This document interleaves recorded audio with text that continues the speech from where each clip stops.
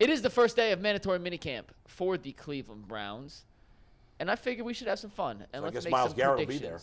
Myles Garrett is there. Yep. There's picture proof that Myles Garrett is there, so no one has to worry or freak out about that. He was not at voluntary. He is there at mandatory. Is everybody? I assume everybody's at mandatory. I have not seen any tweets. I'm scrolling through the timeline right now of anyone who is not there who's supposed to be there. It would have been a big story. 100% attendance so far for the Browns at minicamp. Tyvis is out there. Tyvis is going to give us a full report from what he sees tomorrow when he's on the show. But I figured let's have some fun and predict who will be the number one talking point at the end of this minicamp period on Friday. So we're doing a little headline predictions without actually making headlines, and we're going to start here with G. Bush. G. Bush. G. Bush. So do you remember who you told us? Yes. Yes. So I was like, that's all y'all got? I thought it was a graphic coming, but we're not going to take tabloid fool right now. Let's get to it. I'm going to say this. This guy, we've been talking about DeAndre Hopkins so tough. We've been talking about him.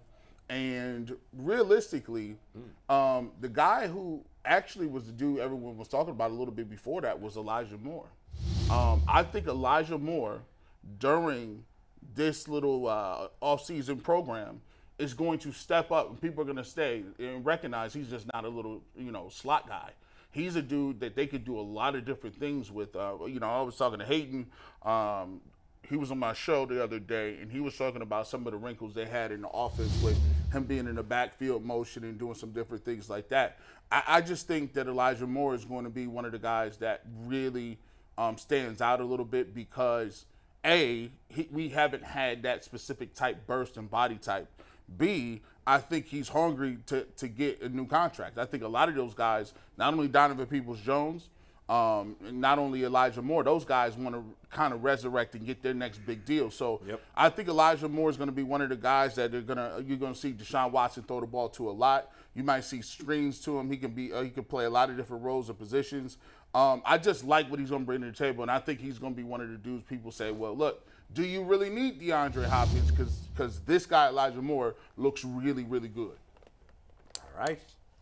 Elijah Moore for G. Jason's up next. This is very simple, guys. Don't overthink this. There's only one player that matters, and we've spent the entire offseason talking about him. Deshaun Watson. That's the only thing everyone's going to be writing about this week is Deshaun Watson, and you're going to see a little bit of everything. We've seen a lot of good, and we've seen a lot of ugly since Deshaun got here. We've seen a lot of good and a lot of ugly since OTA started a couple weeks ago. He had a horrible performance his first game, or not game, his first practice that was open to the media in the OTA session. I didn't see that one. I was there last week. He looked much better last week. We talked about the seam route throw that AVP said made the hair on his arm stand up a little bit. So, Deshaun's still working his way back, and I think you're going to see a little bit of good and a little bit of bad. And that's to be expected given how much time he missed and the way last season ended. But he's the only thing that matters this year. And that's the only player that we've talked about for 10 months, really. And that's the only player that the media is going to be talking about this week. I mean, that's fair, and that's probably the right answer. By the way, doesn't AVP look like Freddie Kitchens a little bit? A little bit. Right? Yeah, he got a little Kitchens. A little bit. It came from the same redneck tree. But anyway, here's my guy. And look, before you put it up there, guys, let me just say that, a percentage of our fan base is insane. Now, this is no offense because this is the same in every city in America. There's a percentage of the fan base that is crazy. Now, the thing that's crazy about our fan base is that there's a percentage of our fans that probably have never left Northeast Ohio ever in their lives that think the Cleveland media is tough and tough on their teams. Now, anybody that's spent any time outside of Cleveland knows that we have one of the softest medias in all of America. But for some reason, some of our fans think that our beat reporters are tough in this town, which they're not.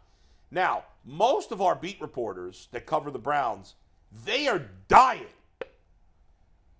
to be on the hype train. They are dying to be excited about somebody. And Deshaun Watson is always going to get talked about so much. But Juan Thornhill has come in here, and he's made a big hubbub about people are too negative. And he said, well, people aren't negative in Kansas City. Well, they just won the freaking Super Bowl. Of course, not going to be negative. And Kansas City was already good before Juan Thornhill showed up and went along on the Patrick Mahomes ride. We love Juan Thornhill. We're happy he's part of the team. But a lot of the media is going to want to do a little ass-kissing of Juan Thornhill because the fans are all excited about he's turning it around stuff. And so I think we'll get some Juan Thornhill hype. Now, by the way, none of this hype, none of these storylines, none of it means shit. It's practice. Nobody's really getting hit. Nobody's in any danger. None of it matters at all in terms of like how they look or how they don't look, in my opinion.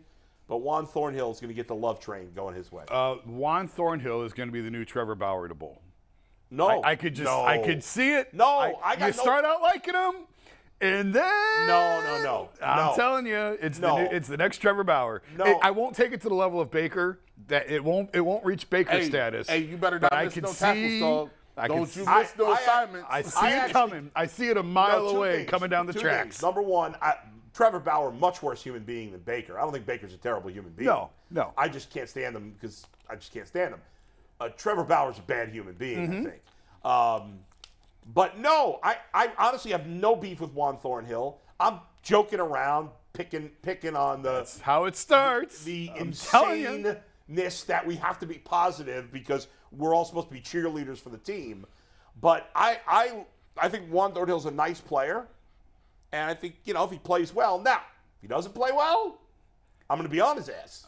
I just see it coming. You know what? Trevor Bauer 2.0. I can't 100% say Jason's wrong. I'm never wrong. Even though he is wrong.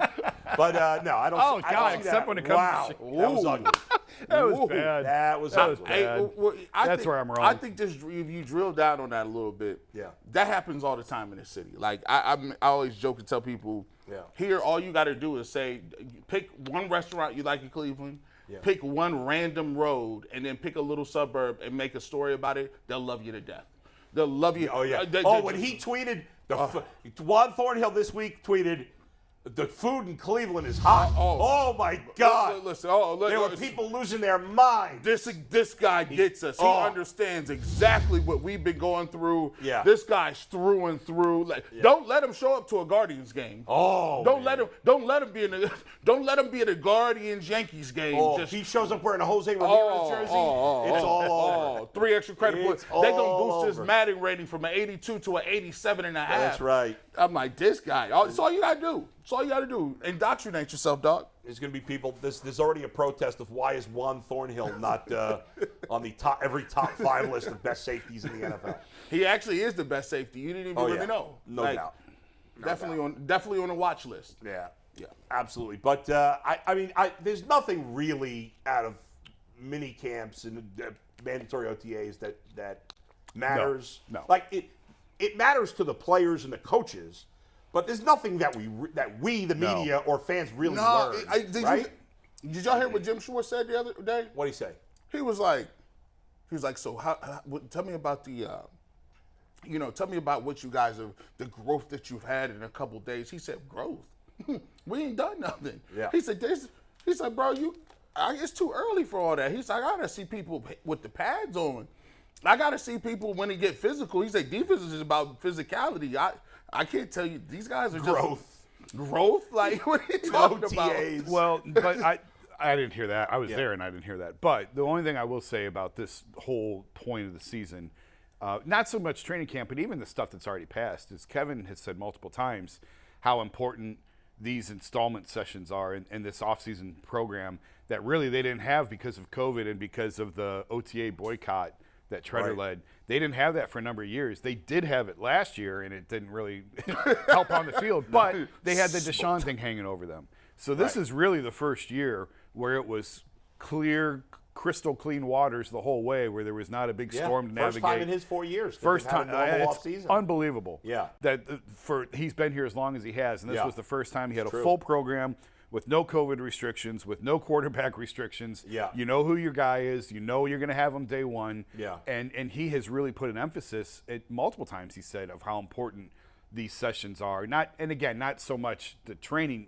this mini camp, but just in totality, the off-season program that they didn't have. They were doing it over Zoom a few years ago. So man, for that reason alone, I do think that there is some importance to it. Now, are you going to see growth out of the defensive line in one OTA session? No, of course not. But just the totality of the offseason program can be beneficial. I think it's I think it's more important for like the receivers, the quarterbacks, the skill positions, because to me, one of the most underrated things is I don't know what they're going to run. I just don't like I don't know what the run pass mix is. I don't know what the formation variation is. If you say. But are we going to learn that in OTAs? No, not really. But you can at least see a little something. Yeah. Like, if I were to ask y'all two, what on offense, what is the offensive identity of the Cleveland Browns? What would you say? Throw the ball. Or that's what I'm assuming it's going to be. Now, and so for me, all I've seen was run the ball. Yeah. Like, so if you're going from, that's your identity of running the ball, we say that year after year, and now the identity is pass the ball, that's a really big transition to do in 1 year. That's really kind of, like, you changed your whole philosophy in a year. I don't think many teams do that. I mean, there's no excuse. The Ravens changed their system in the middle of the season when Lamar Jackson took over. Did they not? Yeah. And then the next year when he played the full season, they completely changed what they were doing because it couldn't be any more opposite from Joe Flacco, who was their previous quarterback. Kevin Stefanski has known for 2 years now that Watson is quarterback. I understand last year there was some confusion. This year there's been none. No. There's no excuse for this offense not to be transformed. You spent a ton of draft capital and a ton of money to get a guy you believe is going to be one of the 5 best quarterbacks in the NFL. And don't get hung up on the 5. It could be 4, it could be 7, whatever. You expect him to be one of the elite quarterbacks in the NFL. You didn't get that to be a run-first team. Right. And I think last year they were hindered a little bit by the fact that he wasn't ready. He was awful. Yes. So they couldn't have overhauled, even if they wanted to, they couldn't have overhauled things. Right. But, we've talked about it before on the show. Kevin and Deshaun can get together this whole offseason, and what do you like? What do you like to run? I can draw up as many plays as you want to see. You like this one? It's in. You don't like that? I'll throw it out and give you another one. Yeah. We're going to run what you like. Like Kevin has made that clear. They will run what Deshaun is comfortable with and what he likes. It will be a very collaborative effort. So in that case, if he struggles, are you saying that you got to put some onus on Deshaun Watson as well? Absolutely, of course. Because he's the one with the ball in his hands. Because he's going to be picking these plays. He's will, going to be a collaborator. I promise you, whatever they run, he will have approved ahead of time. It's something that he's comfortable with and he likes. There's not going to be anything in the playbook that Deshaun's uncomfortable with or that he doesn't want to run. I like that because that makes you have a little skin in the game, right? 100%. Like you can't just say, well, I mean, I run what the coach tells me to run. No. You actually be picking it too. Like you actually in it, man. So yeah. I actually like that a little bit because it forces him to take a little accountability on some stuff. Like you help put the stuff in. I like that. I mean, I don't know why every team wouldn't do that. Maybe not with a rookie quarterback or if you have, whatever, maybe a journeyman quarterback. But any team that has a quarterback that's the guy, which Deshaun Watson obviously is, to not be doing that, it has to be collaborative. Crazy. It has to be collaborative. Yeah. Because why would you just say, well, here are my plays, you better figure it out. Right. As opposed to, well, here are my plays, let's cut out the ones that don't fit with what you think you do best. Yeah. I do think Kevin has a really, what's the word? Not intuitive, ingenuity when it comes to designing an offense. Okay. Like we've seen it. We've seen some of the pre-snap motions and some of the confusion and some of the looks. I think Kevin feels like he can roll with whatever you give him, he can make work. And he's done that. He did it with Jacoby Brissett. He did it with Baker. He got more out of them than anybody else has. And now when you give him a talent like Deshaun, if Deshaun still has it in there, I think Kevin can absolutely get it out of him. I want to see if he could be. So I want to see if he can be one of those coaches. To me, you look at coaches like in the NBA. Phil Jackson, to me, was not a mediocre coach of mediocre players, right? If Phil Jackson was trying to put the triangle offense in with just middle-of-the-road guys, I don't think he has the patience. I don't think he can deal with mediocrity. And I don't think he would be generally a good coach with medium guys. And it's the same thing in the league. I want to see if he can get from coaching mediocre guys well to being like, I could unlock elite guys and bring something really over the top to the table, where now Deshaun Watson is looking – because the goal is not to be Houston Deshaun Watson. Because Houston Deshaun Watson still won 4 games. Houston, Deshaun Watson. Well, the last year, 2 years before that, they went to the playoffs. They went to the playoffs. But Yeah. I want to see you get to, oh, wow, this is a different level. And you hope that you can do that because the roster is better here than it was in Houston. So I want to see if he can unlock some different levels. Yeah, I mean, the criticism that some people have had, including you, is, well, he's done well with mediocre players, but he hasn't done well with great players. Now, I would argue that that's not fair because Nick Chubb is the greatest player they've had skill position-wise, and he's been great with Kevin Stefanski. Some people might not like how many carries he gets. I'm not one of those people. But he's been great, bottom line, with Kevin Stefanski. To me, the criticism with Odell Beckham is unfair because Odell Beckham hasn't been great since he left the Giants. Right. You want to say he played great with the Rams? He did have a lot. His yardage wasn't any different. Now, he had a lot of touchdowns with the Rams. I'll give you that. But that was a team that won the Super Bowl, and he was the number 2 wide receiver there, second option. So I think it's fair to say, okay, maybe he's got to prove it more with great players. Okay, let's see it. He got the best version of Baker, as you said, best version of Jacoby Brissett we've seen. Now, if you can get the best version of Deshaun Watson, now you're really talking because if you can get the best version of an elite, talented player, well, now you're talking about winning a ton of games.